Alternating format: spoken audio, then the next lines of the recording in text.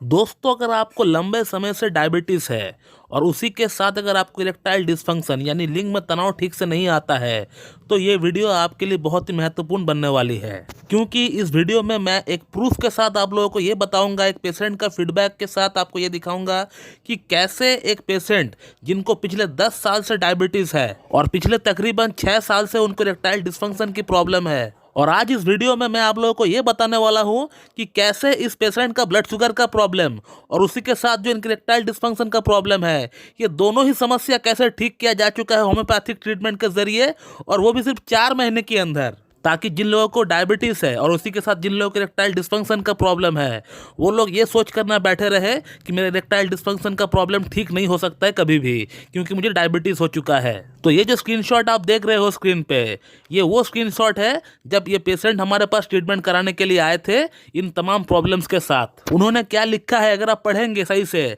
तो फिर आपको समझ में आ जाएगा कि उनको पिछले 10 साल से डायबिटीज़ है और उसी के साथ इनको पिछले 6 साल से इरेक्टाइल डिस्फंक्शन का प्रॉब्लम हो रहा है, और वो पिछले 10 साल से एलोपैथिक मेडिसिन खा रहे हैं डायबिटीज़ के लिए। हालांकि इनका डायबिटीज़ जो है तब भी कंट्रोल में नहीं है, एलोपैथिक मेडिसिन खाने के बावजूद भी कंट्रोल में नहीं है। फास्टिंग की अगर बात करें तो एलोपैथिक मेडिसिन खाने के बाद भी इनका 140 के ऊपर ही रहता है, और पीपी की अगर बात करें तो वो हमेशा जो है 190 के ऊपर रहता है, और इनका लिंग बिल्कुल कोल्ड रिलैक्स एकदम पड़ चुका है, एकदम वहाँ कोई जान ही नहीं है। और लिंग की अगर साइज और शेप की बात करें वो बिल्कुल एकदम एक छोटा बच्चा का तरह हो चुका है। और जब ये पेशेंट हमारे पास ट्रीटमेंट कराने के लिए आए तो हमने जो पहला इनका जो काम किया वो ये था कि इनका जो डाइट चार्ट है वो हमने इसको पहले बदला।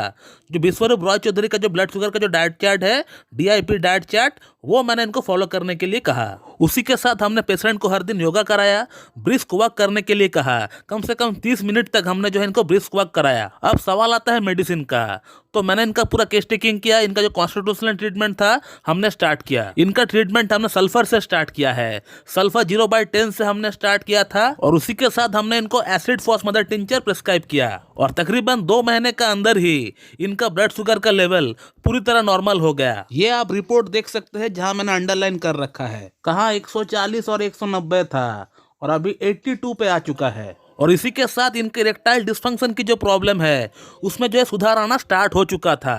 फिर उसके बाद हमने एक नोसरोट दिया, ट्यूबरकुलिनम 1 mg का एक सिंगल डोज, और उसी के साथ मैंने इनको मेरा खुद का बनाया हुआ जो टैबलेट है वो हमने इनको रेकमेंड किया, ताकि इनका जो प्रॉब्लम है उसको ठीक होने के लिए एक बूस्ट मिल जाए। और आज ये पेशेंट अपना 55 ईयर्स की उम्र में भी कितना बेटर फील कर रहा है, ये आप उनका जो टेक्स्ट है जो उन्होंने मुझे किया है ये आप वहाँ से पता लगा सकते हैं कि इस उम्र में भी इरेक्टाइल डिस्फंक्शन का प्रॉब्लम ठीक हो सकता है, कोई बड़ी बात नहीं है। इस केस की अगर बात करें तो यहाँ इरेक्टाइल डिस्फंक्शन का जो मेन कॉज था वो था डायबिटीज, ब्लड शुगर। तो जैसे ही इनका ब्लड शुगर का लेवल ठीक हो गया तो उसी के साथ इनके इरेक्टाइल डिस्फंक्शन का जो प्रॉब्लम है वो पूरी तरह गायब हो गया। और तो और अब इनको और कोई एलोपैथिक मेडिसिन की जरूरत भी नहीं पड़ती है ब्लड शुगर के लिए। तो आप समझ सकते हैं कि एक सटीक डाइट चार्ट और उसके साथ एक प्रॉपर कॉन्स्टिट्यूशनल होम्योपैथिक ट्रीटमेंट के जरिए आप किस तरह जो है इस तरह का समस्या से निजात पा सकते हैं। हालांकि डायबिटीज एक क्यूरेबल डिजीज नहीं है, ये एक मैनेजेबल डिजीज है, इसको हम लोग मैनेज कर सकते हैं। इसको टाइम टू टाइम मॉनिटर करना चाहिए,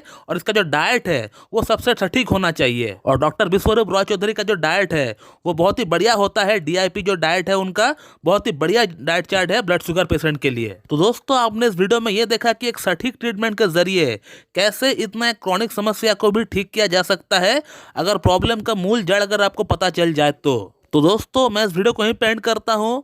so thank you very much and have a good day.